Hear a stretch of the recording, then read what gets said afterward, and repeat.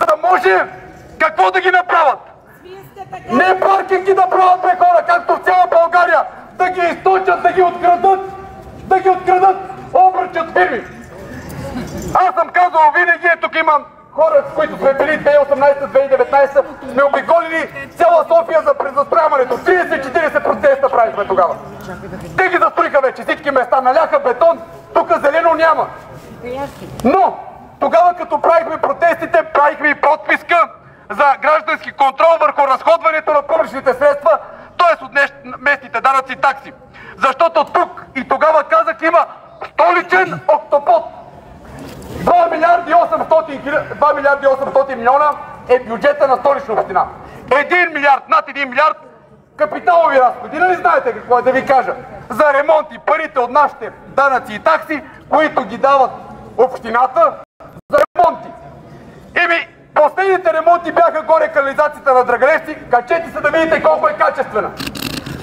Сложих ги при 3 месеца шахти. Няма ги. Щупено, пластмасово, ПВЦ. Тече. Аз не виждам един качествен ремонт на един булевард в София. Един качествен ремонт не виждам. Един качествен ремонт. Няма шахти, чупиш си краката, няма осветление. Почките са разместени. Но кмета каза, че всичко се прави за наше удобство, за градската среда. Харесва ли ви градската среда в София? Не. Мърси! Особено кмета каза, че нали събира пари, ама не може да гарантира за ефективното и ефикасно разпределяне или разходването на тези пари. Щом не можеш да гарантираш, значи ти ни казваш, че ни събираш парите да крадеш. Значи там в крайния квартал, където ще наложиш зоната, и ми идват от съседство при родителите, болни родители. Ще плащаш ли всеки път по 4-6 лева? Отиваш по някаква работа, там са жители, там офиси няма. През деня там няма натоварване на паркоместата и така нататък. Защо бе? Защо? Като наредихте последните места, като сложихте зоните, има ли ред в паркирането? Няма ред. Сложете и 20 лева. И 20. Ще се кача на метрото, ще дойда, ще се разхода. Няма къде да оставиш.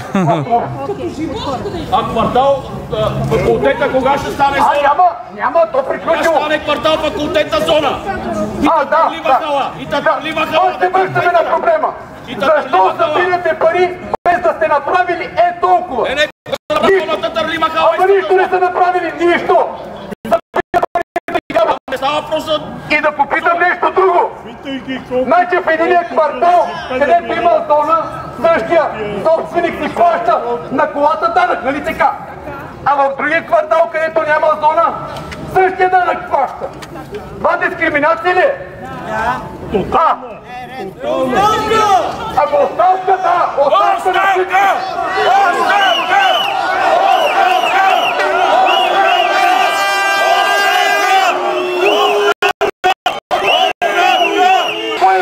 Нашите пари в Столична община.